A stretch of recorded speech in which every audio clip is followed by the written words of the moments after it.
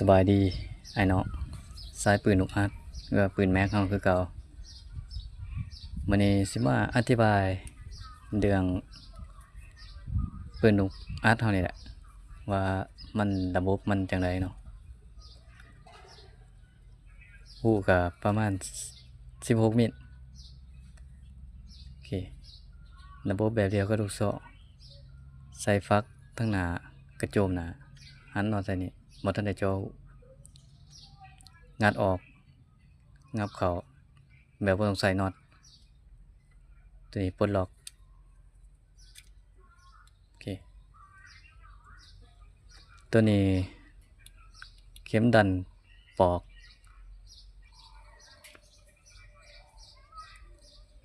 ระบบการทำงานก็บ่มีหยังหลายดอกบ่มีซับซ้อน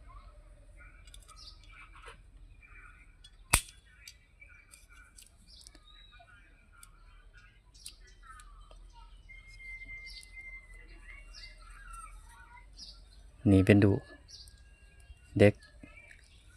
เหล้า16มิลหูใน7มิล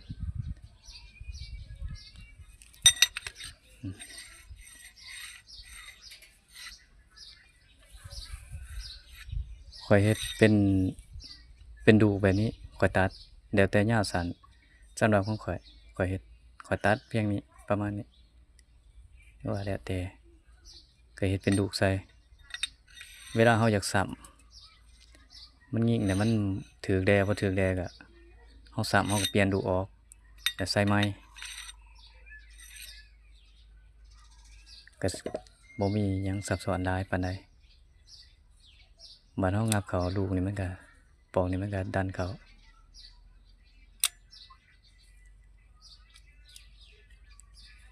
ประมาณนี้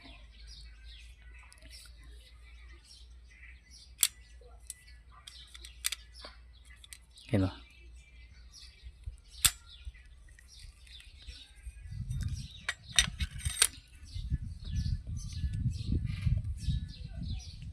ระบบก็บ่มีหยังหลาย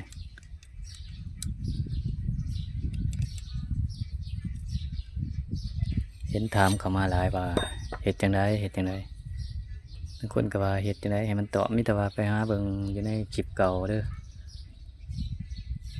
ไอ้น้องที่ผ่านเข้ามาก็ลองไปหาเบิ่งในช่องมาเบิ่งกันแหละแต่ว่า